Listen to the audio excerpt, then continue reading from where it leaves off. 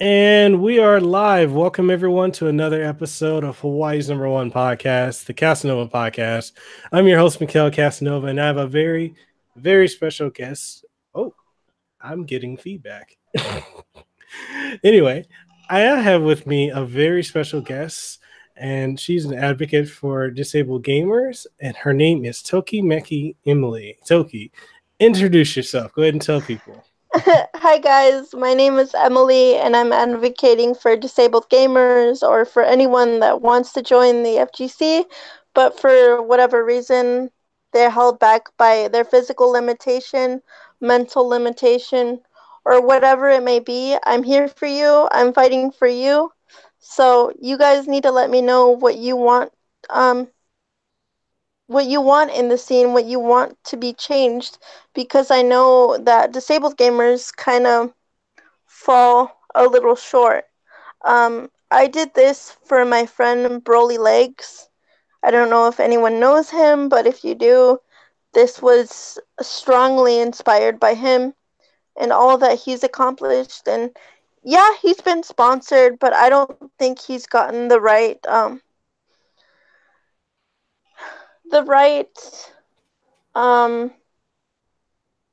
I don't even know how to say this. I think he deserves so much more. He deserves to be on a team for a CPT season or two, and I think he's demonstrated his ability and his capabilities to really shine. And I Mhm. think that he falls short a lot because of his disability, and I don't think that's fair.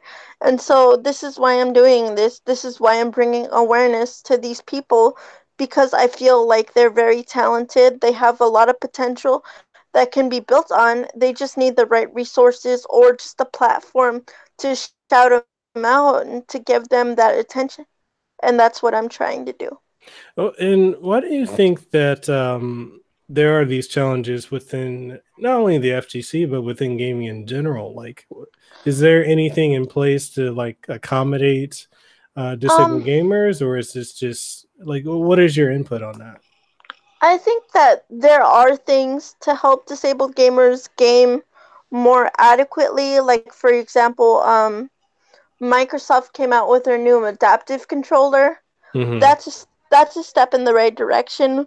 But then there's still that whole debate over accessibility and whether it needs more or less talk. From what I know, there was a heated debate over I believe it was Dark Souls, um the accessibility over Dark Souls, over its Hmm. difficulty, and having it be more accessible to not only disabled gamers but new gamers to that franchise in general, to have like an easy mode or easier mode. I'm not really sure. I looked into it a little bit, but it got very convoluted very, very fast. So it was kind of hard to follow after a certain bit of time. But Yeah. I know that that's a very hot topic, and basically what I'm about, plain and simple, is just to promote other disabled gamers, for them to get a chance to compete and to show the world what they are made of. Because I know that when you think of top players, you don't think of someone that's blind. You don't think of someone that's in a wheelchair or whatever disability they have. You don't think of that. You just think of someone that's able bodied and talented. Yeah. And I want to change that whole look, the whole outlook on how a gamer should look, on how a gamer should be, what they should do, type of deal. So it's and I know like especially when it comes to video games, there's always been this preconceived notion of what the stereotypical gamer should look like. Uh, but when it comes to gamers now, does it? Why do you think there is this notion or this belief that there shouldn't, well, not that there shouldn't, that there isn't like disabled gamers that are our top players in fighting games or within sports games or with gaming in general? Like, why do you think that is? I think it is because no one wants to go out of their way. No one wants to go out of the box to really look for these individuals. No Mm-hmm. one wants to give them a chance because, they might think, oh, they're a liability, or oh, they might falter in a high pressure situation like a huge tournament. Um, that's what I think that it is. Or maybe they just don't know of any. So they don't really give them that benefit to really prove themselves. And can you name off some of the top gamers that are disabled for the audience to know? Um, there's, like I said, Broly Legs. Mm-hmm. There's Wheels FGC. Um, there is someone else. He made it onto ESPN. Mm-hmm. He's blind. I can't think of his name right now. But I think because I think I know who you're talking about because he's friends with Ruben Langdon. Let me see. yeah. Sven, Yes. the blind warrior. Sven. Yeah. Yes. Okay. Um those three are the ones that I can think of at the right off the top of my head. But like I said, even I can't think of other disabled gamers, and that bothers me being a disabled person, you It, know? yeah. So this is kind of why I'm doing this, so that I can educate myself and other people on the talent that's in this country or around the world. And do you think the lack of representation? Do you think it's intentional, or what would you say it Um, is? I think it's a mix of both. I think it is intentional and unintentional. It's unintentional in the way that these disabled players don't have the resources to show up, so that's no one's fault. It's Mm-hmm. intentional because these disabled players that do show up are aren't given the opportunity to really play. Okay. And I want to take this opportunity to welcome my friend Ruben Langdon. He's the voice of Dante from Devil May Cry and Ken Masters in Street Fighter. So, Ruben, how's it going? Hey, how's it going? Well, good. Thank you for coming through for this show. And Oh my Emily, god. I want to introduce you to Ruben. And Ruben, this is Emily. Hey, Emily, Hi. how are you doing? Oh my god, I'm so excited. I'm such a big Oh, great. fan. Sorry I'm late. Hopefully I didn't miss much. No, we were talking about the various disabled gamers that are out there. We mentioned your friends Vin and Broly Legs and Wheels FGC. So we were talking about the representation of disabled gamers within not only gaming but the FGC as a whole. So Awesome. Well, Yeah. I'm a big fan. So Oh, of everyone out there who is following their passion and doing such amazing. I shouldn't say work. I should say play, right? Because there are yeah. yeah. So hats off. Thank you. I really appreciate it. Thank you so much. Yeah. but yeah, Emily, go ahead and tell us some of your experiences. Because I know you said you have a disability. What is your disability, if you don't mind sharing? Oh no, I don't mind sharing at all. I was born with mild cerebral palsy, Mm-hmm. so that's a neurological disorder that affected my brain development. So Mm-hmm. I have to train my brain to walk and do all that stuff again. But I mean, I'm working at it, so hopefully one day I will be able to walk. Oh, and I have no doubt that you definitely will. We're sending positive energy towards you. Oh, Yeah, thank you. Absolutely. absolutely. And yeah, so how long have you been in the FGC and been a gamer? And what are some of the challenges that you faced and some of the triumphs as well? So I've been in the FGC going on 2 years this year. Mm-hmm. So I'm still fairly new to everything and everyone. But from what I've seen, the community is very welcoming towards me. When I started in the community, I started as a cosplayer. And when I was a cosplayer, my message as a cosplayer was cosplay equality, cosplay like love for everyone, that Mm-hmm. sort of thing. So that was what I was about. Are those some of your cosplays behind you there?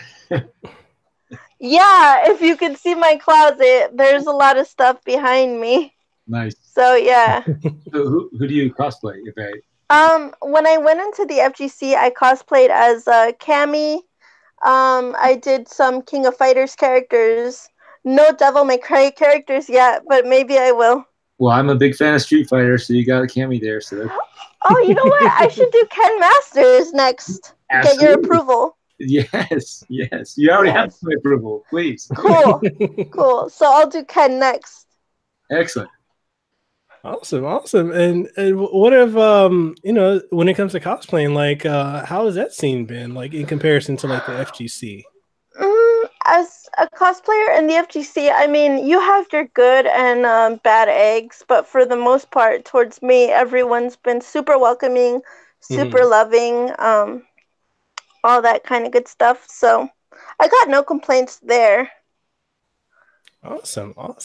And I know you said like before we went live, we were talking about your the lack of some accommodations for some events for disabled gamers. You mind going back into that again? Yeah, so people were reaching out to me asking me if I could bring up the lack of disabled seating at events, especially top 8s. And I didn't really know that was a problem because I would just like take my wheelchair and sit wherever. I didn't really think about other people until it was brought up to me. But I see that is an issue now, along with shuttle services to and from venues. I know that could be a problem. I dealt with it myself at Anime Expo, so. So how prevalent would you say this issue is, like with the different conventions and events you've been to? I'd say it's pretty prevalent. It's a major issue along with so many other things like bathroom access, and it's. I say bathroom access because there's a lack of unisex restrooms at certain events, and I say that because as a cosplayer, you're in costume and sometimes you need help getting out to use the bathroom. And if you're disabled, you need help, especially. I mean, even able-bodied cosplayers need help, or, and sometimes it's hard for me to get that help when, my boyfriend can't come into the restroom with me. Right. Oh. Yeah, because my wig can get caught on something, or like a piece of my costume can come off. So it's one of those issues. But I think for the disabled overall, it is an issue because they do need that help, and sometimes they can't get it and they have accidents, or they have to hold it for an uncomfortable amount of time, and it's not fair. So I think that needs to be addressed, or that needs to be done, or taken into account that people will take their spouses into the restroom with them, not to do anything inappropriate, but just to get a life need done, a human need done. What do you think? What's in the past? What sort of things have you done to help increase the awareness? Obviously, this conversation is helping, but just other things that could help increase awareness for these issues. I would go up to event staff and bring it up to them. Like I would be like, hey, I'm gonna use the restroom, and my boyfriend's going to come in with me. Can you make sure the bathroom is cleared out? Sometimes they would be able to do that, sometimes not. And I would have to go into the bathroom by myself. Right. And I've had bad experiences with going into the restroom by myself because I would get stalked. I've been stalked by a man who was cross-playing. What cross-playing? What's that? Yeah. So he was cross-playing. What's cross-playing? So he was dressed up as a female, and I thought he was a female for a second until I looked closer at him and I noticed that he was following me, and I got scared and I left the bathroom as fast as I could. Wow. Yeah, that's probably a whole other issue that should be raised, at conventions as well. Yeah, this happened to me at Anime Expo 2016, and since then I have not gone back because I did bring it up to the convention and I was ignored. I did bring it up to AX. I did tweet at AX. I did email AX, and nothing was done. In what sense? How do you know nothing was done in this? I'm not questioning. I'm just saying, how do you know nothing was done? Because no one really reached out to me from Anime Expo's side, so I just figured that they swept it under the rug and called it a day. I see. Well, Anime Expo, if anybody's here can hear this, please reach out. Let us know that the action has been taken. If it has, if not, then maybe some action should be taken. I'm just trying to think, how do we, we can do more of these types of podcasts and things. But thanks for bringing it up to me, because, conventions that I frequent as a guest, I'll bring it up. Now I know, like, I think one of the problems is just because we're all individuals doing our thing, and we get caught up in our world, and we just don't think so much about other people, and other people especially with special needs. And we kind of, I'm guilty. It doesn't, unless you're there at the convention and then you're like, oh my God, somebody is here and needs some assistance. What can we do? It's not like a pre-thought that goes into it.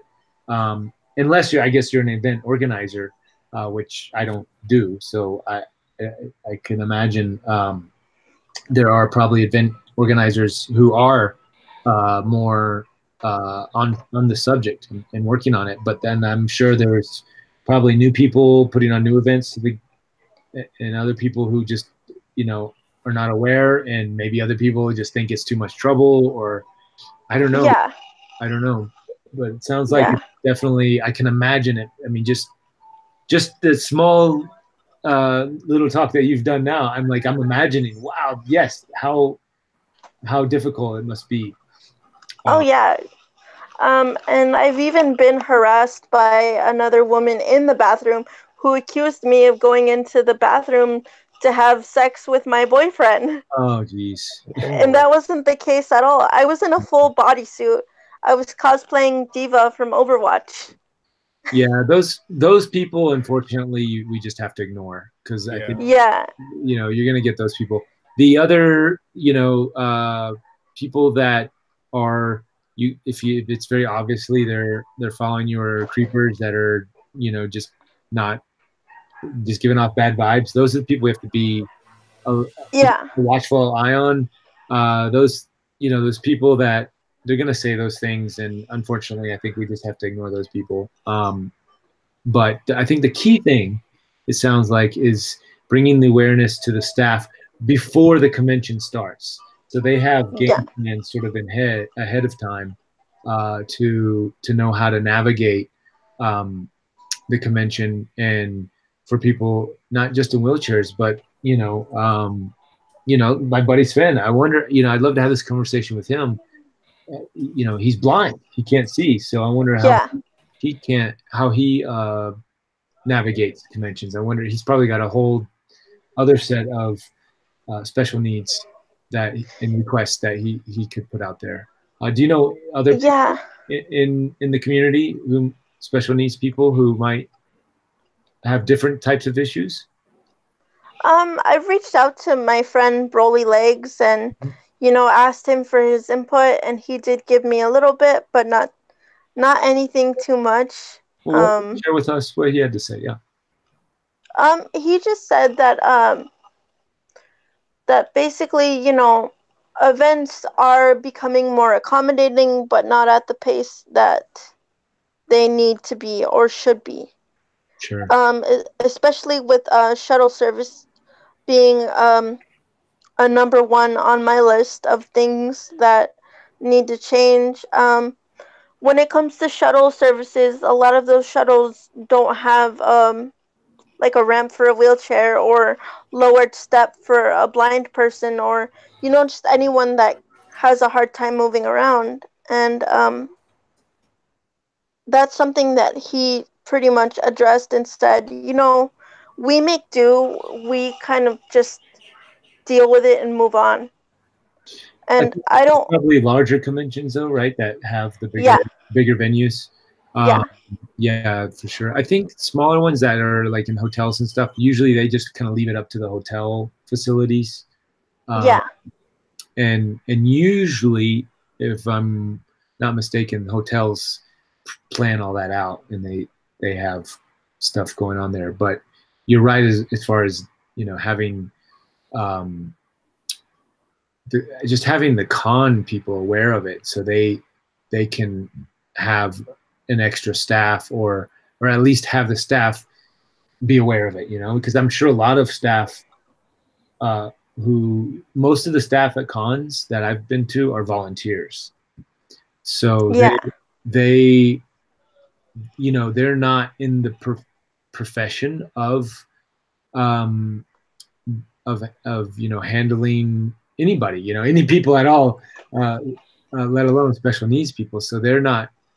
It's really not in their awareness. But have the con organizers maybe have a pep talk or a training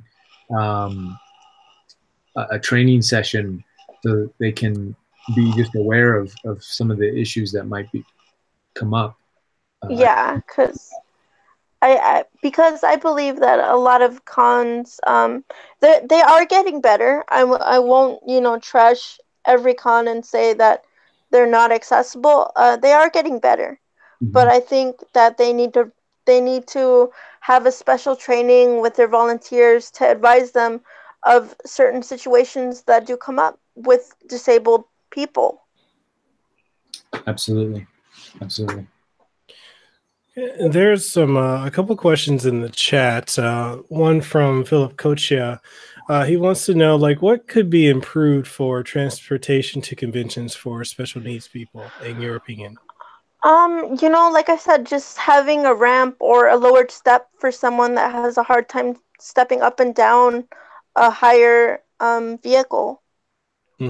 Or just having a bigger capacity for multiple wheelchairs to fit in, or multiple people that may need that service.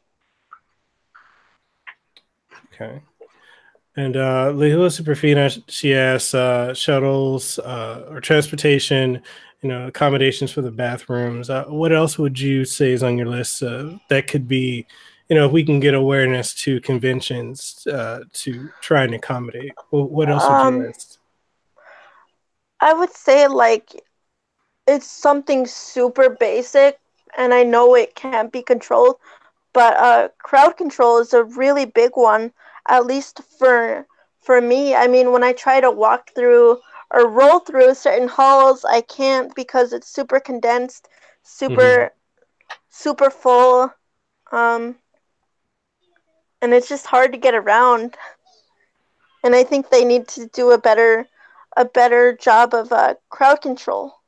Yeah, I know a lot of conventions have issues just with fire hazards, just because so many people get condensed into a small area. And I've seen fire trucks show up at some conventions just because so many people crammed into an area, and it becomes just safety for that. It's like nightclubs and those kinds of things. You've heard there's so many disasters out there of fires breaking out at nightclubs and people getting injured, which is just unnecessary. It's just the door guys and the organizers need to say, they need to know when to let people in and say, okay, enough is enough. We need to just stop letting people, Yeah. and have overflow areas of people, of if there's a specific Comic-Con in San Diego is I think they probably are a little more on top of it. They're so big, but they have like the overflow rooms and stuff like that. Yeah. Another big event that I think needs better crowd control is Anime Expo. It sounds like it. You said Yeah. that a couple of times. Sounds like they're probably one of the ones that need the most help in this Oh area. yeah. Yeah. Yeah. If you've ever been to Anime Expo, you know exactly what I'm talking about when it comes to crowd control. It's ridiculous. It really is. And it's one of the reasons why I don't attend that con anymore. Well, because it's very overpopulated. And I hope that changes soon. yeah, me too. Hopefully some of those people are. I don't know any people at Anime Expo personally. I may have some, like, 2 degrees of separation kind of thing going on. So I'll reach out to some of those folks that I know who frequent Anime Expo, and maybe they might be able to put the word in. But Thank you. hopefully somebody here's will be listening to this podcast.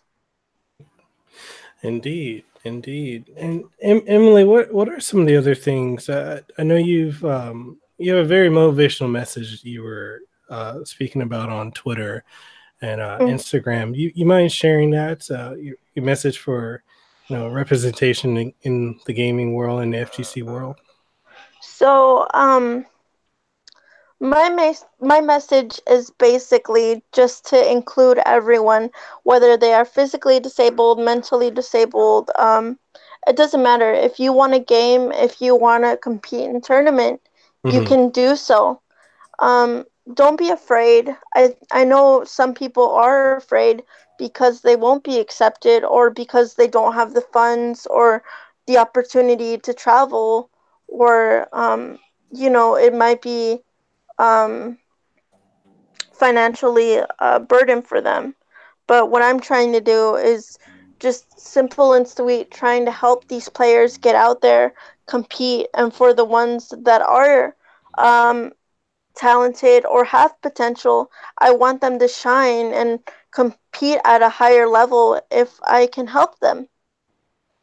Because I know there's a lot of hidden gems in this world and we just have to find them. Absolutely. So is Sven and Burly Legs, they're not sponsored or picked up by like a pro team or anything, are they? I know that Broly Legs was sponsored by abled gamers for a while, and I know that he was sponsored by them last year to go to Evo, but that's about all I know in regards to him. I think Sven, I know Red Bull did a promotional video on him, and that's how I found out about him. And then I reached out to him on Twitter. But I don't know if he has any. I could be wrong. I haven't spoken to him in a while, but currently I don't think he has any sponsors right now. What is the Abled Gamers? So, Abled Gamers is an organization that looks to bring accessibility to disabled gamers and sponsors them. Oh, cool. Do they have a website? I'm sure they do. They have a Twitter. Okay. And I think they do have a website, but I would have to check my email and see what it is. But I think it's www.abledgamers.org, and their Twitter is @abledgamers. Okay, yeah, I'm just doing a quick search right now. Yeah, I see ablegamers.org. Yeah. Sweet. So this is something we could all kind of help out with. Yeah. If they're sponsoring folks, then maybe we can help them sponsor folks as well. Very cool. Awesome. So I think I'm going to butcher this name. Ero Kaiju. Hirokaju? I think I said that correctly. Wants to know your opinion on the availability of gaming setups, game pads, keyboards, etc. That there are, since most people have their own custom rigs, their own custom controllers, and it can become quite expensive. Like, is that like a challenge at these events, like that you've been to? As far as setups and all that goes, actually, what was the question again?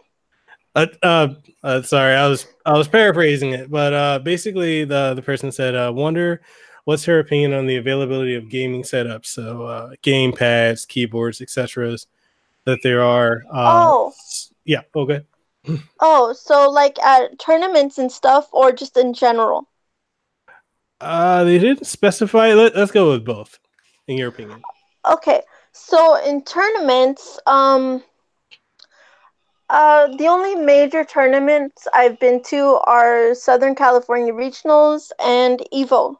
So those are the only ones that I can really speak on. I'm sorry if that's not good enough, but I'm trying to really get out there and travel more.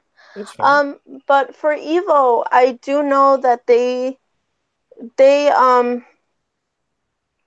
do not provide equipment as far as pads and all that. They do provide headsets though, so if you don't have a headset and you want to black out the noise, you can do that.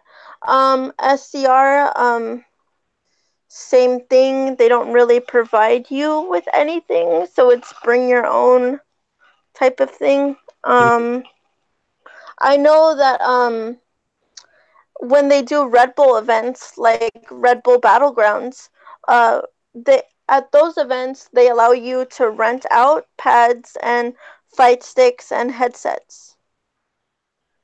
Oh, okay. I have kind of a follow-up question.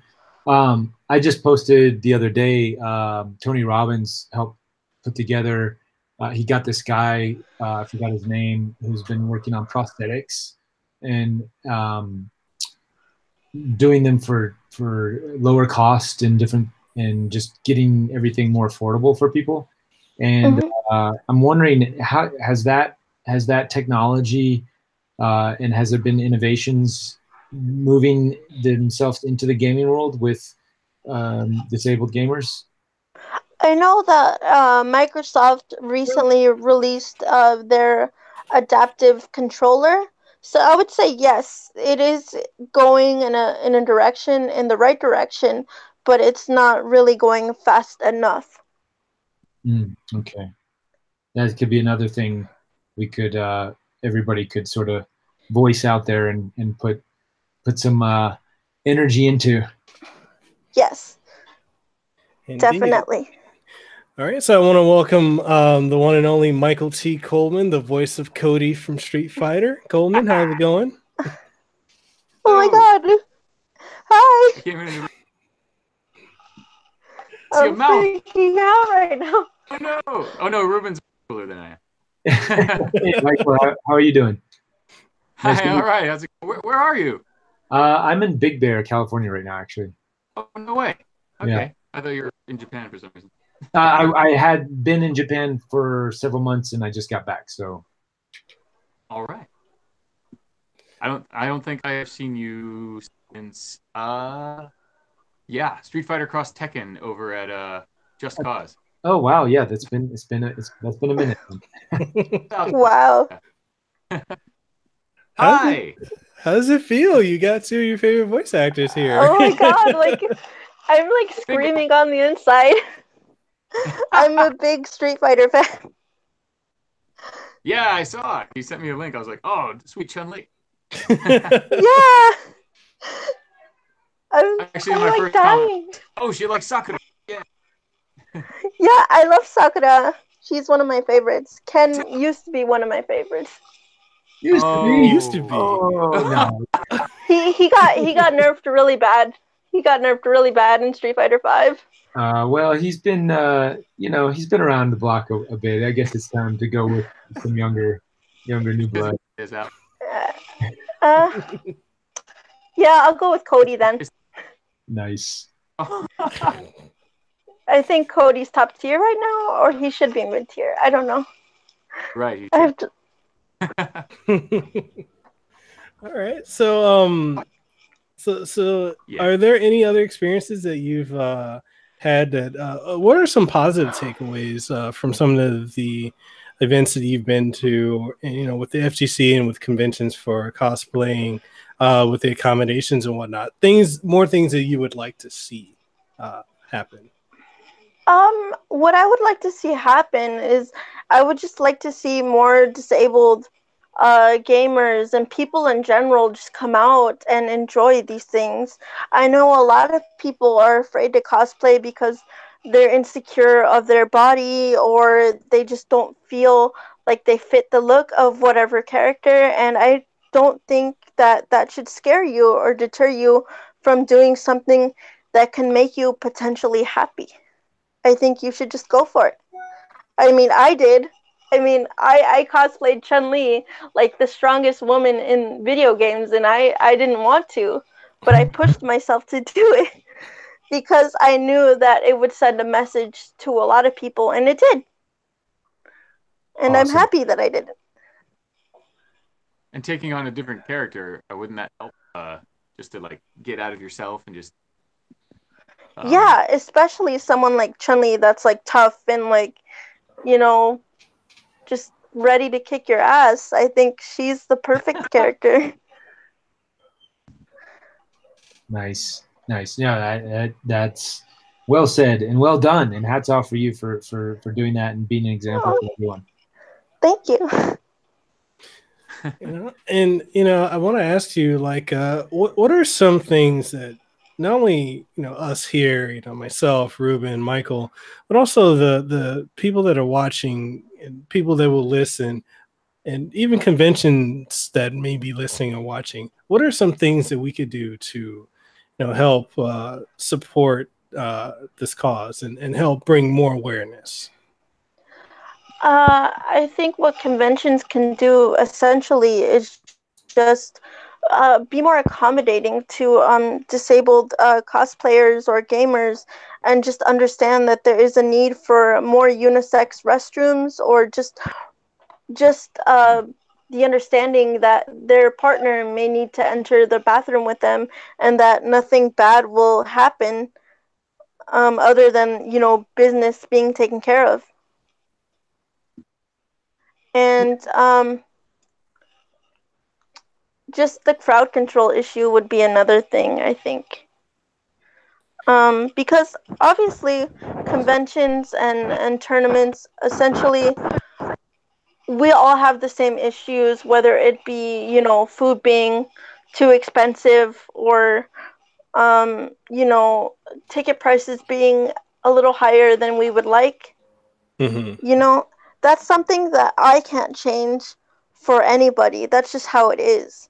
And I think that's something that disabled people and regular people, we can both come together on and agree on that, yeah, you know, it sucks that to go to Vegas, you have to spend uh, close to $2,000 just to attend Evo, you know, or Yeah, to go to AX. I was going to ask because I mean, obviously, your cost must be higher just having to carry extra gear to explain how that works. Explain why it would cost more, just for the other people who I can imagine already, but just for laymen who may not know. I mean, for me, I mean, I'm a cosplayer, so I take costumes with me, and then I also carry equipment for my wheelchair in case the screw gets loose or whatever. So there's that. There's my wigs and extra shoes and just regular clothes to roam around in. You know, it's And a lot. you can't carry it all yourself, so obviously you need either your partner or a friend Yeah, to help out. yeah. So my boyfriend is my cosplay assistant. He'll carry extra, you know, bobby pins in case my wig falls off, or, you know, just be next to me with extra makeup in case my makeup fades or I need to touch up. You know, it's a lot of work. Yeah, bless his heart. For me or for any other cosplayer out there. Very cool. Okay. Coleman, I feel like you want to say something. Yeah, jump in there, Cody. Cody. I was reminded. No, I had a friend who was in a wheelchair, and she did Bran from Game of Thrones, and I was like, "Oh, I have a friend who totally looks like Hodor." So that's the first time they ever met. Basically, he was like, "Oh, okay." I told him, and he was like, "Yeah, I'll get a Hodor costume." And then he just wheeled her around all day, and she was just. But I was totally just thinking of that because he was basically her assistant. Yeah. Yeah. Every time because you got to pay for 2 people no matter what, right? Yeah. Yeah, and cons could, that would be something too, to make cons make it a little bit, maybe 2 for the price of 1 or something like that. Yeah. Oh yeah. That would save a lot of money. That would be something I could bring up to some of the cons that I frequent, just so they could be a little more forgiving in that sense.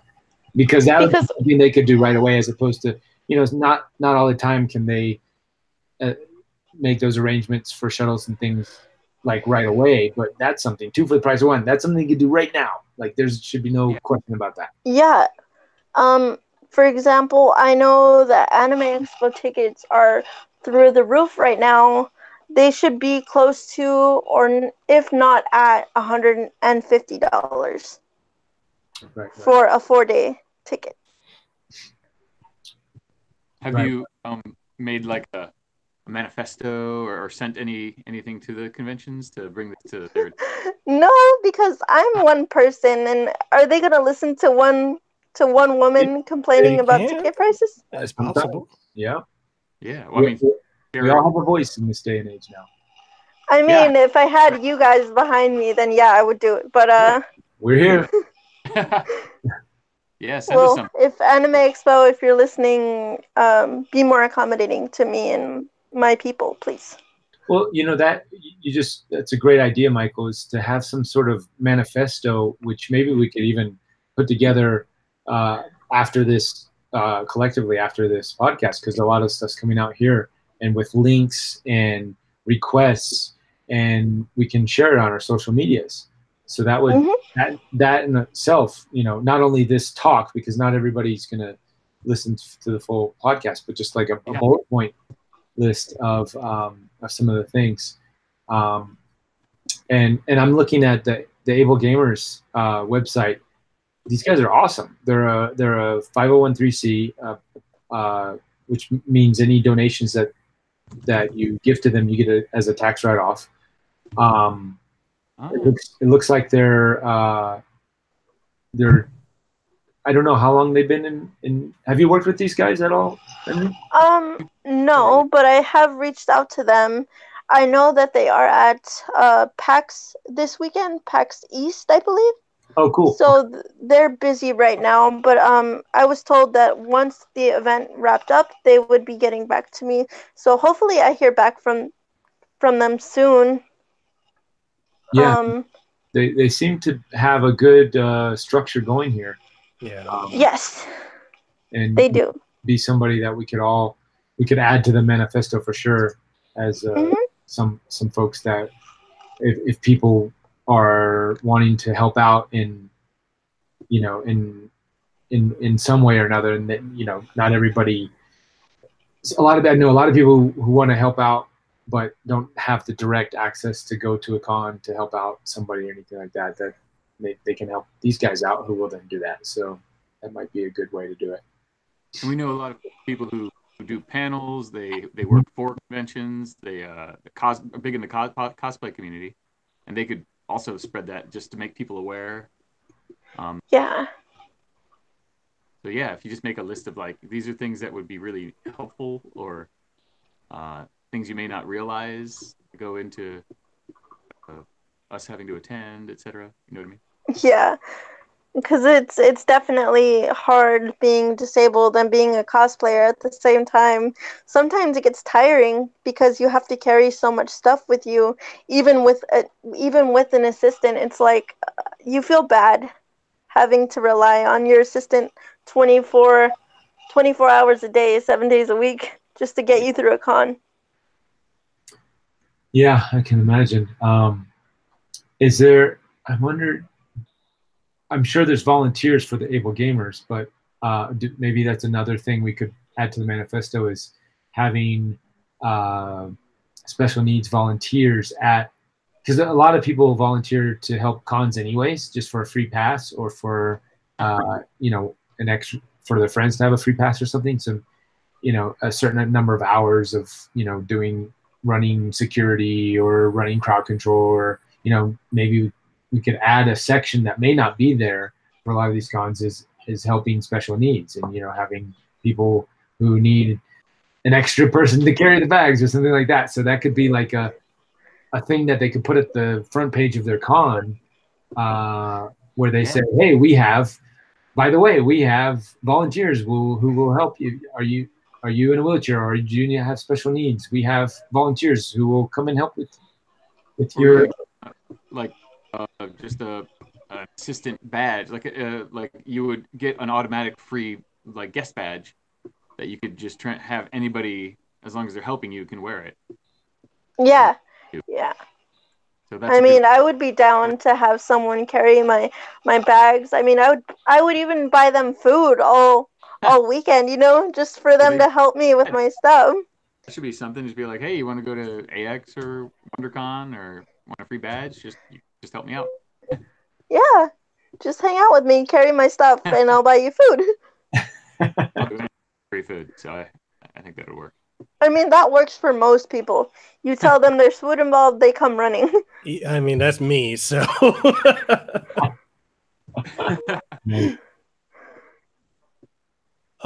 We do have a question in the chat.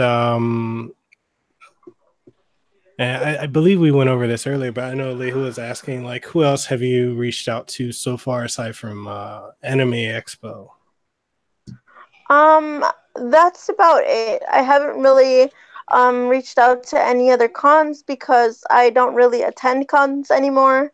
My thing right now is FGC and competing and gaming, so I don't attend cons as much as I used to, but I know one of the best cons that I did attend was Anime Los Angeles. Oh, ALA. So shout outs to ALA for being awesome. I attended that con for about 5 years straight, and I love it. So. Oh wow! What made them stand out from the other guys? ALA is just they're more understanding towards disabled people. When I was having bathroom troubles, they were more than willing to accommodate and clear out bathrooms for me when I needed to use the restroom, or they would have a security guard go in with me to avoid any issues. So shout outs to ALA for being awesome. Nice. ALA. Yeah, I think we know a few people who helped put that on, and there's a lot of Street Fighter fans that are too. Yeah, they moved out to Oxnard or something like that. ALA moved out to Ontario. That's it, Ontario. I always get. Yeah. We went out there once. We do the JET program. We do panels trying to get people to come over to Japan, and we sent us out there. We when they're down the street, it was like, okay, cool, but then they're like, we're over in Ontario, and we're like, oh, okay, that's not too far. Oh, that was far. Yeah, I love ALA. They're all cool people.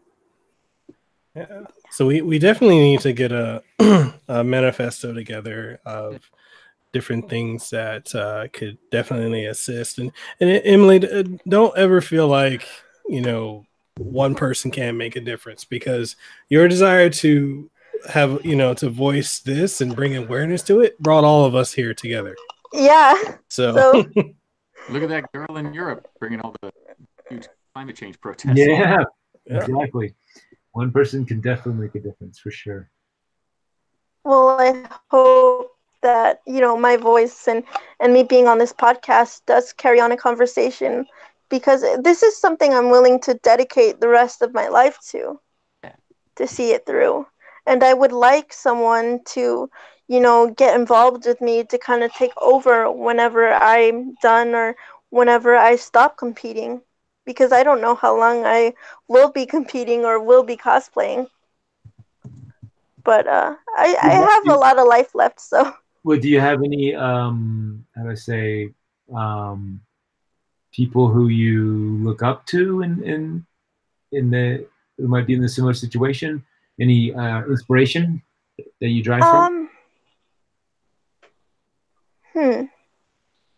Well, I mentioned him before, but definitely an inspiration of mine is my friend Broly Legs. He's the reason why I started voicing my message on this whole topic, and meeting him made me want to compete and play Street Fighter for the rest of my life.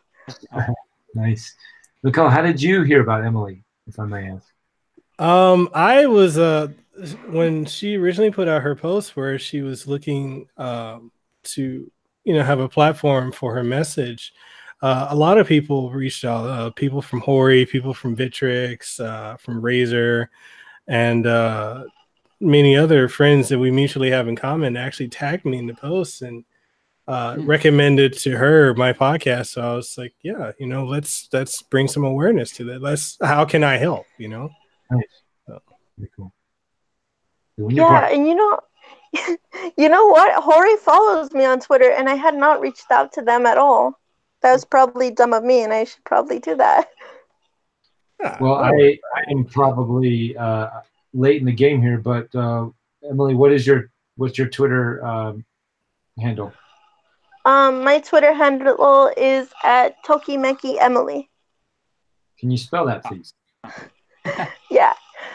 Capital TOKI, capital MEKI, capital EMILY. Got it. All right. Following. There you go. Oh my God! Thank you. Oh, Coleman, you got your Twitter back yet?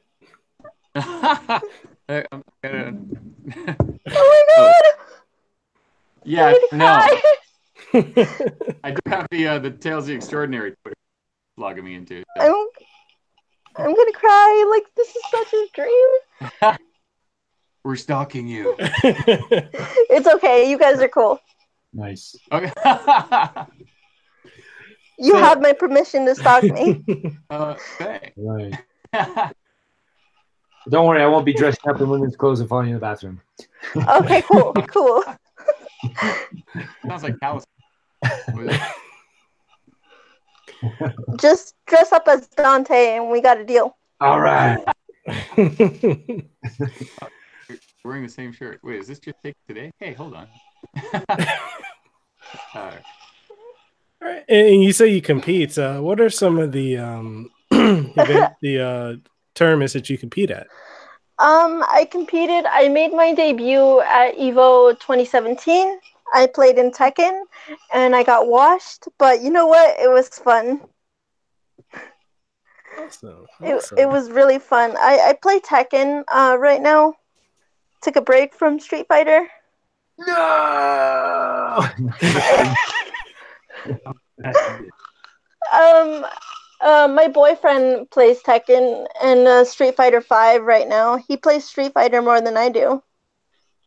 No, just kidding. Playing Street Fighter Cross Tekken. It's the best of both worlds. You know what? I should start playing Street Fighter Cross Tekken again.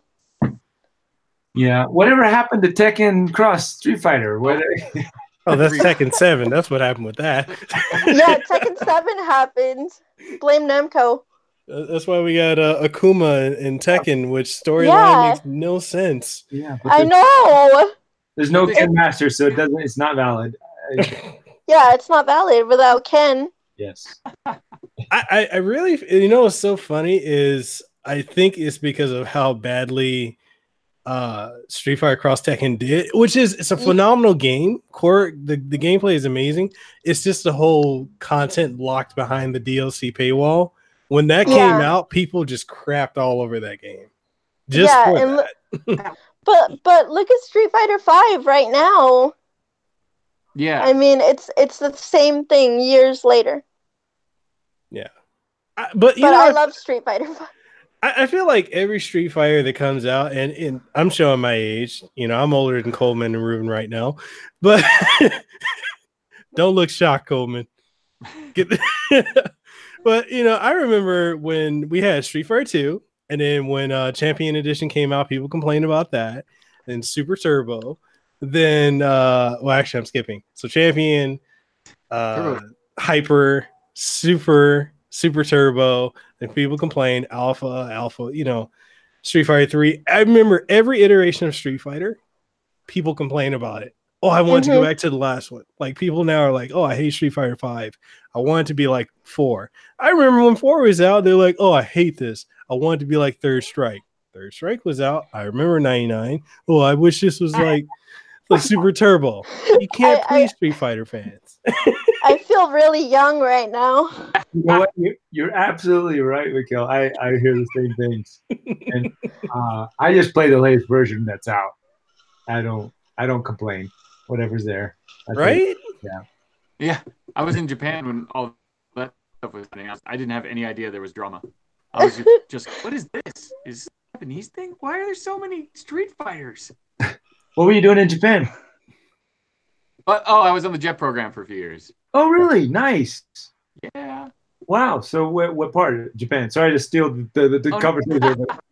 In Ibaraki. It's yeah. an hour of Tokyo, yeah. Yeah, I know Ibaraki. There's some good snowboarding out there. Oh, there's Nato. Nato, yes. Is that that's on the Sea of Japan side, right? Yep. East Coast. That's why when I moved out to California, I still get confused because I've only ever lived on the East Coast. I keep driving towards the ocean and going east. And Nice. Wow. Did you pick up any Nihongo while you were out there? oh yeah. I studied at BU and then I went out there. Mainly like what was it? Blah blah blah. Chogyarugo? No. Kogyarugo. What was that? Kogyarugo. Kogyarugo. What's that? School slang. High school. Oh, Kogyarugo. Okay. Just dumb. All right, ask Kosuzoku like how they speak. But mainly Ibaragi Ben, we speak very rough. It's like the Alabama of Japan. Yeah, you're right. Actually, it is. So whenever I meet a Japanese person, I'm always like, "Oh, Ibaragi da pena," and they're like, "No, you sound Nakta boy." No, Nakta boy. Nice. Well, Emily, since you have Michael and I here, you have any questions for us? Oh, right.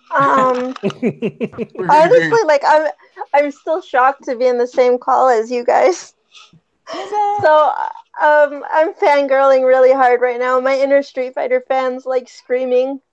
And you've got the composer for Street Fighter 5 in the chat, Daniel Lindholm. Oh, so yeah.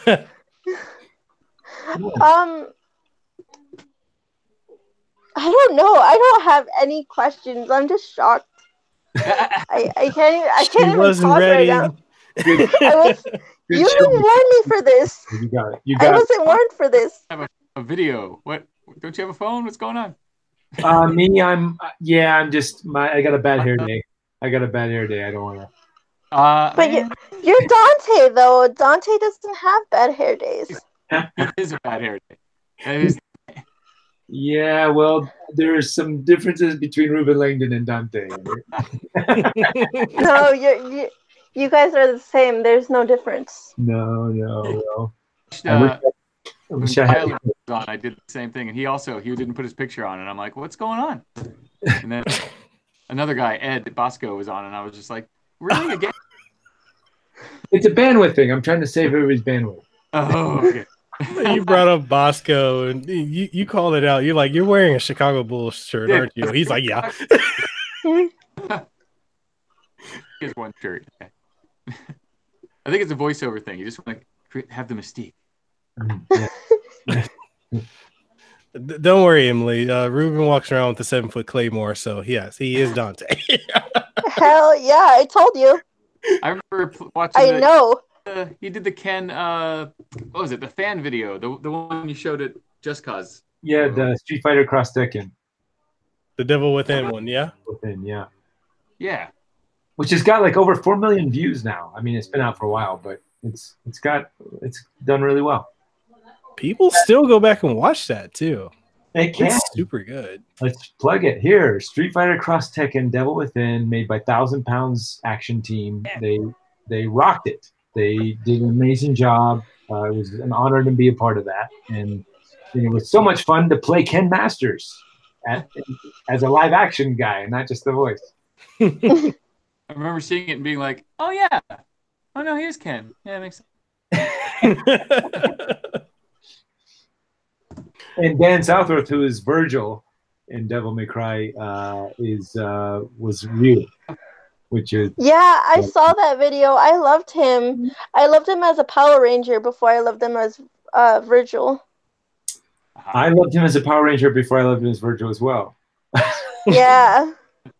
We actually worked together on Power Rangers. I don't know. There's a couple episodes. You don't see me because I'm in the monster suits, but there's a couple episodes where he is clocking me hard with a backspin kick, tackling me. So we've had this thing going for years. This rival, this friendly rival, in multiple, outfits. From we also worked together on the film The New World, directed by Terrence Malick. Oh wow. Which was out. He was an Indian and I was a colonist, and there's not many people saw it because it was just like quick blurbs in the film, but we're pounding each other, beating each other up, as an Indian, and I'm like got my colonist look going and just beating each other up. So we've had this friendly rivalry / I don't know. We just get cast in these roles where we're just beating each other up all the time. Awesome. Nice. You score one for Reuben. You and TJ never fought Avatar. You're totally separate. Actually, Dan and we actually worked on Avatar together too for a week. I worked on the film for 4 years, but Dan came in for a week, and it was the hardest week of the whole movie. And he and I, we were just wearing many hats, playing different roles, different Navi. That main in-fight scene where the Navi are, well, actually, a lot of it got cut. They redid a lot of it, but where Sute gets killed at the end and falls off the ship, and Jake is sort of running into the ship and throwing grenades in. Like, that scene was a much more originally going to be a much more extravagant, bigger scene with lots of Navi coming into the ship and getting blown away. Anyways, Dan and I did a week of previs for that, and we were just playing soldiers, playing Navi, getting blown to bits on wires. I tore my MCL on that, and Dan watched me. He watched the whole thing happen, and he was like, "Your leg just went 90 degrees the other way, and are you okay?" And I'm like, "No, are you okay?" And it's just been an interesting career with this guy. We keep crossing paths. I actually saw him. I saw him yesterday, the day before yesterday. I can't, it's one thing. It's weird. It's weird. That's so cool. My brother from another mother, for sure. Imagine you guys just hang out in mocap suits. Say that again? I imagine you guys just hang out in mocap suits, just to be casual. Unintentionally, but yeah, we are often hanging out, checking out each other's balls. The reflective ones. Yeah. To see who's shinier. Gotta clarify. Yeah. She was not expecting that to come from you. No, I'm just, hey, the shiniest balls has the best data. That's all I'm saying. Shiniest balls this side of San Fernando Valley. Yes. Mm-hmm. Yeah. I pride myself on my shiny balls. That's why I get all the good jobs. Okay, we can change the subject.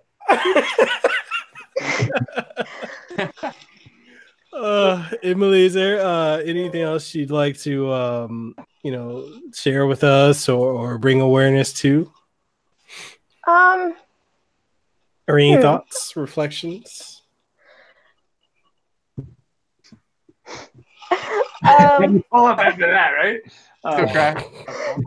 I mean, you've got the mayor and the demon hunter, so you know. We're teaming up with the city. I was just talking about that to someone the other day, but I totally get inside because about the whole like. I was trying to explain the character. Yeah, so this guy was the mayor, Hagar, for many years, and then he just sort of said, "You know what? You should stop being in jail." So he got Cody out of corrupt, and then he goes, "You know what? You should be mayor." And it's like, okay, election, because there's a part in the game where he bumps into somebody, and they go, "Oh, you're mayor?" It's like, yeah, I don't think anybody knew about that. Pretty sure Hagar just went like, "Yeah, you're mayor now, by the way. We don't care about democracy." Michael, speaking of 1,000 Pounds, they actually did the final fight live action piece. Oh, did you see that?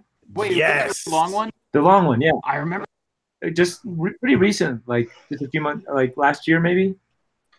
The broken gear, that was good.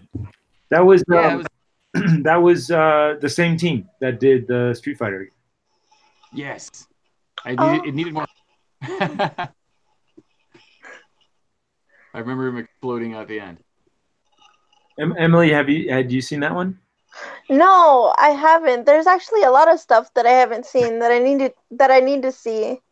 The last thing I've ever saw that was really good was Assassin's Fist. Ooh, and I just had him on here the other day. Oh, really? Christian Howard, yeah, the live action kid. Yeah, I had him on a couple days ago. I hate you.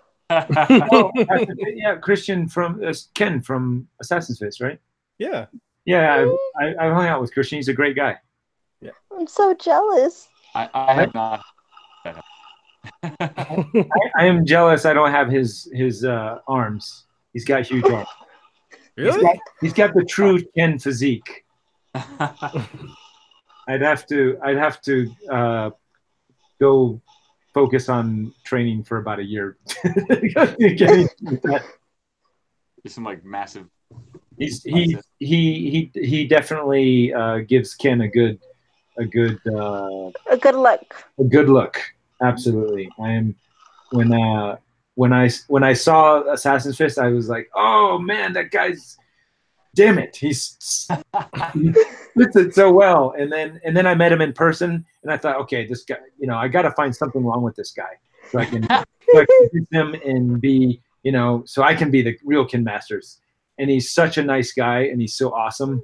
I met him at the gym, and we worked out, working out at Jam, which is like this sports gym where a lot of the tricksters and fight guys train. And then we hung out at WonderCon a year, like last year or the year before. And yeah, he's just a super awesome dude and great to hang out with. So I couldn't find anything to get pissed at him. And I'm like, okay, you've earned your Kin Masters. I respect you. Are you going to WonderCon this weekend? I am going to pass this weekend. I just got back from Japan. I am jet lagged and just still unpacking, and I'm taking the weekend off. Are you in Big Bear on vacation, or do you actually like live in Big Bear? I actually have a place up here and spend a lot of the time of the year here between gigs and running around. So we're going to be up there for the Spartan Race in May. Oh, was the Spartan Race? I didn't know about that. What? No. May 19th, they're doing the Spartan Race. Do you know the Spartan Race? No. Explain the Spartan Race. It's the kind with obstacles, with you throw spears, jump over fire. Oh my God, that sounds like fun. That sounds awesome. They're having. We just do this because we're whiz. There's also the Beast, where you go for like 6 hours running up mountains. Well, I do that every day. That sounds like an awesome thing to do. Enter, man. All right. Fine. Well, I guess I'm going to see both of you guys when I go to LA for E3. Yes. I will be at E3, so for sure. Cool. Yeah, put the Spartan Race in the group chat. Yes. Oh, somebody's vibrating. Sorry, that was me. Is that you? 20? I think you guys should definitely okay, so I have to give a shout out to one of my friends, Mauricio Herrera. He's in Chile. He's the one who made that Double Dragon game that I sent to you, Coleman. And then Ruben, I don't know if I sent it to you, but it's from the grounds up a fan game with every move from every Double Dragon ever. You can switch stances from Double Dragon 1, 2, 3, and 4 and Super. And I've been working with him, and he was in the chat earlier, and we got in touch with one of the original creators of Double Dragon, and this game might become official. Nice. Yeah. There's interest in making in bringing Double Dragon back, like with a show or a movie, and with a new set of games, because they tanked with Double Dragon 4. But yeah. Well, that's what the 1,000-pound guys were trying to do with Final Fight, with their work that they did. And I don't know what this. I haven't talked to him in a minute. I don't know what the status is, but do you know anything about that, Michael? About the? No, I mean last I heard, I know Taliesin was all like, they're going to try to do a Street Fighter cartoon. That didn't happen, and then yeah. I know that crap, I forgot his name all of a sudden. Creator of Street Fighter, hit me. Oh no. Thank you, Ono-san. Yep. No, they did a whole thing on like Final Fight and Cody at Comic-Con last year, and they did not even like mention it.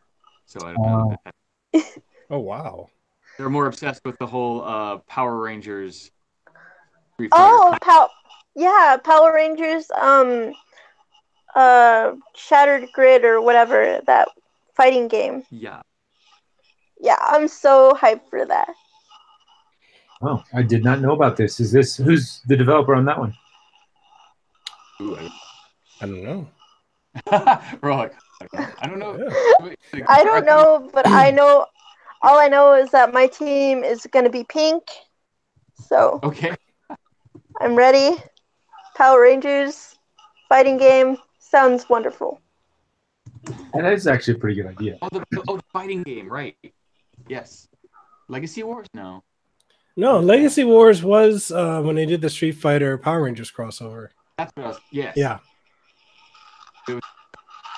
Which, Reuben, I'm shocked you were involved with that. Wait, that sounds familiar. What is this? Street Fighter and Power Rangers? What was that? A game, or was it a? No, it was a game. A game. Wow. When did that come out? Last year, I believe. It was a mobile game though. But they had the lead up, like live action mini movie. You had two different mini movies, but you had the Green Ranger and Ryu crossover. I saw that, but I didn't realize that was an actual. I thought that was a fan film.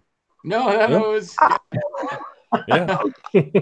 I did too. I thought that too. Oh. I didn't know that was legit. So that was an actual legit promotional thing for a game. Huh, interesting. Nice. I've been out of the loop a little bit too much. I need to get back into it here. I've been off making documentaries and getting shot at and all that stuff. Being busy. Well, I mean, anything else you guys want to leave the audience with? Or audience, if you guys are watching and listening, do you guys have any other questions? I know I saw one question in the chat for you, Emily, from Lehua. Lehua, where are you at? Because you're leaving a lot of comments here. I don't even hear you in the house. Anyway, she wants to know, Emily, what got you into cosplay? Considering it's quite the commitment, what challenges have you encountered for cosplay, and what has motivated you to keep going? That's like three questions in one.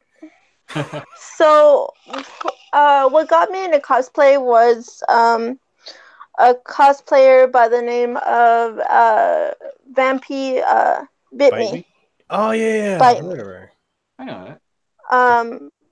I met her at Evo last year, and I cried because I've been following her since I was 13 years old. And Totally remember I'm her. 25 now. Oh, wow. So I followed her for many, many years. And she was the person that inspired me to cosplay. And so yeah. One of the challenges that I find with being a cosplayer is just keeping fit and just trying to look my physical best when cosplaying. When I do cosplay, I try not to eat so much pizza, but it's my weakness with iced coffee from Starbucks. So, if you guys are out there and you're listening, don't be afraid to eat what you want. Just eat in moderation. Yeah. Yes. Remember, it's math. It's just simple math. Math sucks. So, Yeah. Especially when it comes to food. yeah. Yeah. Man, especially like we're the house we're in now, the house we got, we're in the middle of everything. Jersey Mike's, freaking biology, Starbucks, like everything's in a stone's throw. And we're like, we need to cook. We need to cook. That's the mantra. One of my favorite new finds in fast food is Chick-fil-A. Oh, no. Man, we don't have that out here. I wish we did. We have where are none you in at? Hawaii. What part of the country are you in? Oh, yeah. Where are Me? Yeah. Yeah. Sorry. Oh, I'm in Cali, SoCal. Okay. Oh, okay. Oh, I guess there are Chick-fil-A's in SoCal here and there. Yeah. All right, but they're not I'm from Georgia originally, and they're everywhere there. Yeah, Chick-fil-A is like my new favorite place to eat. If I could, I would eat Chick-fil-A every day. Easy. It is tasty. Remember moderation. That's why I can't eat it every day. Yes. Plus, I cosplay, so I gotta kind of watch what I eat. There you go. Yeah, we don't have Chick-fil-A in Hawaii. They don't show us any love. Hawaii is nice, though. You have nice oceans and nice beaches and nice weather. So you could risk Chick-fil-A not being there. It's fine. We actually just got a Sonics. Ew. Like literally, I want to say last year. It's the first time in Ew. Hawaii. I was like, I haven't been to Sonics since I was in the mainland like 15 years ago. Yeah. Ew. I see it on the way to I'm sorry. or San Diego. They got great shakes. What are you talking about? No. Well, okay. They Apart skate from up their there. shakes, everything else sucks. I don't know Sorry. if I've had shakes. No, they're tots. They got tots.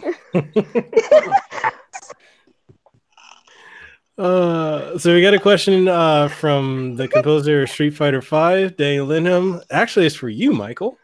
Oh crap! Thanks for the song. Which actually, he wants to know, like, what did you think of the music for Cody? I like it. Quite a sensation, isn't that right? Like I keep hearing people like talk about it. And that guy that made that video, you know what I'm talking about? The rap one, right? Zaid Tabani. Yeah. Was that based on that? I can't remember. Yeah, he took the original, the one that Daniel came up with, and he rapped over it. Yeah, he wrote I think he wrote one of the songs to Evo a couple years back. Oh, so no, yeah, I love it. It's Oh, wait, did he do Street Fighter 4 too, or just Street Fighter 5? I think just 4. I mean, just 5. Got it. Yeah, I mean, I have to admit, I only play as Cody, so it's the only song I know. But but I only do it because I'm trying to hear what I recorded, because I forget. I play like this. Really? Oh. I'm usually getting my ass kicked. come on. We know you're a professional player. Sure. Secretly. I've told this story before. We got this fan in Dubai who would write me and be like, Cody, let's play. I'm like, oh yeah, I don't think you want to do that.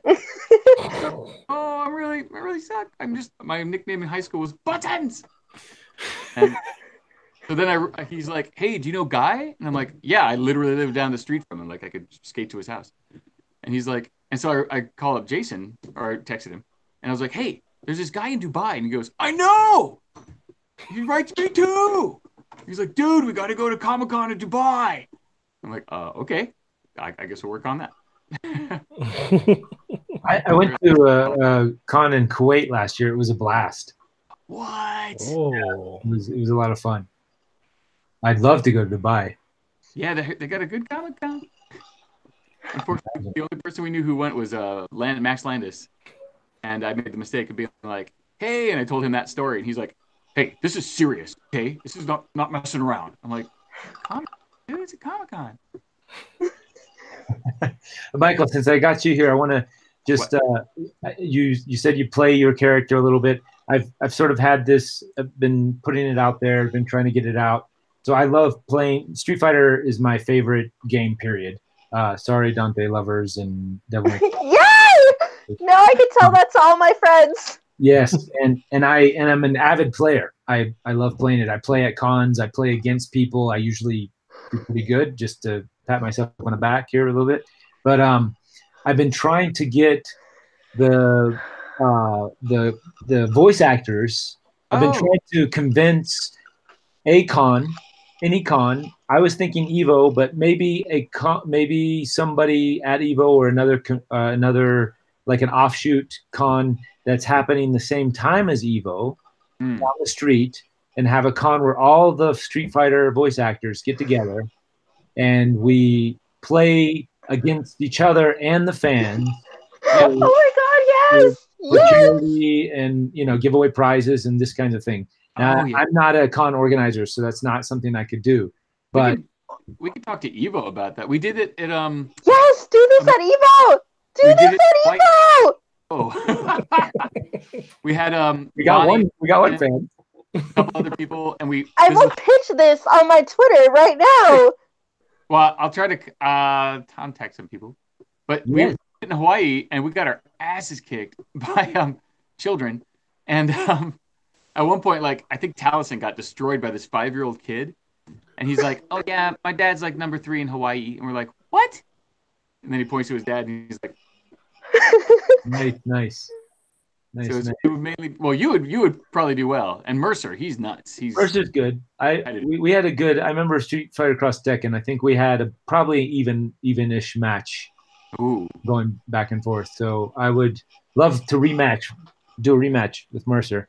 But yeah, I carry my fight stick to conventions, and I'd love to see who is the strongest of the voice actors. Oh my gosh, if you guys do this at Evo, I will enter Street Fighter 5. I will start playing Street Fighter 5 again. All right. Yeah, that'll be awesome. People love that. It'll be fun. Let's add this to the memo. Guaranteed, if this happens, I will stop playing Tekken and I will play Street Fighter 5 full time. Okay. We need to do it just for that, because yes, Emily needs to be playing more Street Fighter for sure. Yes, and I will only do it if this happens. Okay, but you also have to only play Ken Masters if this happens too. Okay, fine. I'll play Ken. I'll play Ken full time. Okay. I'll just spam Hadoukens the entire time. I will lose, but I will be entertaining while I lose. No, all you have to do is throw rocks. It's easy. Only Street Fighter and Street Fighter. Yeah. Just throw rocks at people. I will shiv you. I'm going to put this down. Actually, if you want to, there's also, look up Voices of Gaming on YouTube. We did this like 6 or 7 years ago with our friend KG. And actually down at Guy's place. At the guy plays Guy. He has a recording studio. And for some reason, they were like, hey, we're trying to get all the people down. I think we all just fought each other as our characters, and yelled at each other in character. So I'll have to find the link. Oh, there it is. It's on my tab. Cool. Oh, all right. Is there anything else you guys wanna bring up or leave the audience with, or any thoughts, any feedback? Oh, whoa! No, don't play it. Ruben, check your request messages. I sent you a link to Spartan Races. Oh, perfect. Thank you. I don't know. How do I end this? What do I say? What are you thinking? What are you feeling? And Michelle Davis says hi. She said you guys went to college together. Yeah. Hi, Michelle. I would like to say hi to my friend Victor, who was messaging me throughout this whole conversation, and he got really mad at me because I said Sonic sucks, but I mean it. So deal with it, Victor. Wow. Hey guys, this is Casey. No, shut up, Casey. No, shut up. Well, Sonics that's your message, right? And Sonics is terrible. Eat Chick-fil-A. no. well, No. Okay. Yeah, okay. Go ahead, Emily. Go ahead. Sonics is okay, but eat In-N-Out. In-N-Out is like okay. great. Nobody just. We don't even have that out here in Hawaii. Yeah, you're not special. Can I make an impossible plug for the non-meat eaters out there? The Impossible Burger at Umami, or you can get it at a lot of different places now. The Impossible Burger is awesome. Yes, I second that emotion. Sweet. But just to sort of finish off here, Emily, thank you so much for bringing the awareness to even people like me who I didn't know about this. Thanks to Mekel for having you on the podcast and for inviting us on.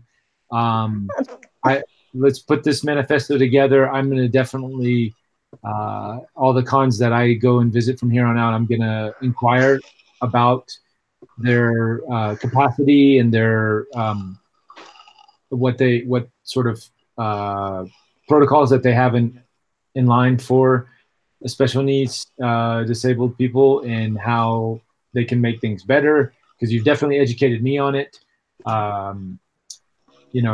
Thanks Michael for coming on, and thanks to again Able Gamers charity. This is ablegamers.org. I'm going to thoroughly go through this website after this call, and so far from what I can see, they're awesome. So thank you. Thank you for listening, and thank you for making one of my dreams come true. I've always wanted to talk to you, so thank you, both of you guys. Thank you for influencing Street Fighter and keeping the legacy going with your voices. Thank you for letting us. Yeah, thank you so much. Go on, Coleman. What? No, I took a note. Oh. Oh my God, are you serious? Are you really writing this down? No, I was just writing down like who to talk to and like just the website, some of the things you would like, and what conventions to contact, and yeah. Oh, okay, cool. Got it. The Evo idea, yeah, I could put that down. No, seriously, that Evo idea better become reality. I'm so hyped for that. Sweet. So hyped. I will cosplay Ken. I will change my cosplay lineup. Yes. Awesome. I'll even do Cody. Fuck it. That'd be awesome. That'd be cool.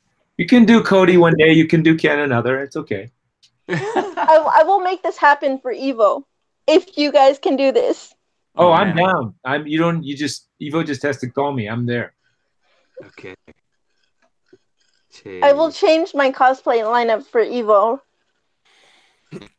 But it's like July, right? August. That's right. It was too close to Comic-Con. That's why I couldn't think of it. Man, I have to make sure I have enough PTO from the hospital to see if I can go to all these events. Keep moving. You should definitely go to Evo. We're still looking at August, man. Oh, there you go. Same time as Evo. Yeah. So, Yeah, I really want to thank you, Emily, for I helping bring want to thank you awareness. for letting me borrow your platform to kind of talk about something that means the world to me. So thank you. Anytime. You're always welcome back on the show. And I'm like I said, I want to help in any way I can. And I know I really can't do a whole lot, but I was able to get Ruben and Mekel on here. I'm like, yeah, I need these guys on. Yeah. I'll crash any interview. Apparently, It's been a while, man. it's true. You've been. Yeah, I've been busy, or you have people on kind of knowing.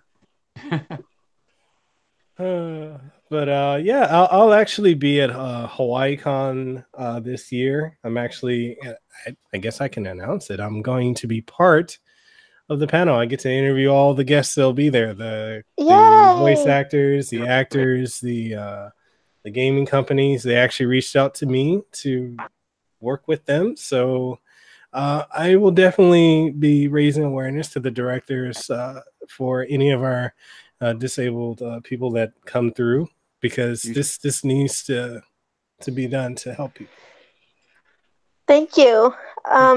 Again, like what I'm about is just making gaming and esports more accessible to disabled gamers who have potential or skill to play at a higher level. I want to get them out there. I want to get them noticed, and I want there to be a top 8 one day with a disabled gamer.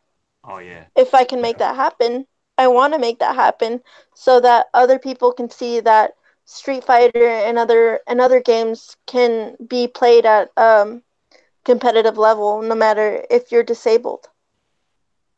Yeah, definitely. I believe we're going to be agents for that change to happen, and I want to thank you for bringing it to all of our attention. Well, thank you for having me. Anytime. A big inspiration for me doing this was, again, my friend Broly Legs, and I've been playing Street Fighter since I was 5 years old. Street Fighter has been a very big part of my life. It got me a boyfriend, so thank you guys. Gaming gets you, well, I was going to say. Gaming can find you love. There you go, that too, yes. Especially Street Fighter. We take out or whatever fighting game. Yes. There's so many things you age like posters. Reuben, Mekel, anything you guys want to leave people with? I'm good. Thank you. Thanks again for putting this on, Mekel, and thank you for what you do. Appreciate it. Thank you. I'm going to send you a link to share with people. Okay. Yeah, I will drop it in the. Oh, great. Okay, so I'm dropping it in there. But yeah, Emily, anything else you want to say? I don't know. Do you have any other questions you want to ask me? I'm good with questions. I'm not good with talking. Can you say go?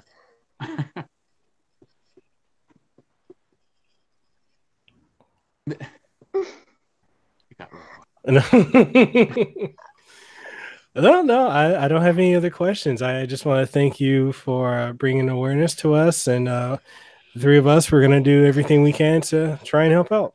Yeah. Thank you. If you go to AX this year, look for the Jet panel, and come on in and say hi. I may be going to AX probably for a day, so I'll see if I can find you. I'll try to. Well, we don't know what day. It's either Saturday or Sunday. But yeah. Well, let me know. Let me know what day you're doing that panel, and I'll see if I could go. Sure. And I'll cosplay. Oh, great. I will too. Yeah, the best part about being mayor is I can actually wear the outfit. I can just put on a vest and a tie, and I'm like, hey, I'm playing. Yeah, do that. Oh, my son. Oh, this is totally off topic again. My son wanted to be Cody for Halloween. I think it's called. Nice. He was wearing it the other day for some reason. He's like, I want to put on a costume. And he does. He calls it the Cody walk, where he just does this. He goes.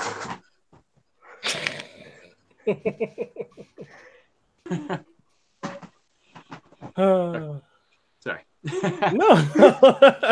And Ruben, I'll see you at Big Bear at the Spartan Race. You do it. Yes. Thank you. Thanks for sending the link. I'll check it out. Awesome. Easy. All right, now everyone, thank you guys for watching. Thank you for listening. I want to thank Ruben, Michael T. Coleman, as well as Emily. Thank you, Emily, for helping bring us all here together. And you guys will be able to catch this podcast not only on YouTube, but also on iTunes, Spotify, Stitcher, TuneIn Radio, Google Podcasts, Google Play Music. I'm running out of things to say at this point, but there's many other outlets it's on. But just look up the Kasanova podcast. You'll be able to catch it there. And with that being said, we will see you guys in the next one. Emily, anytime you want to come back on the show, just let me know. You're welcome anytime. Sure. I'm definitely going to have Ruben and Michael back on. Michael, you need to start crashing shows more often. Oh, man, you're going to have me fangirl again. Damn it. All right, and we'll see everyone in the next one.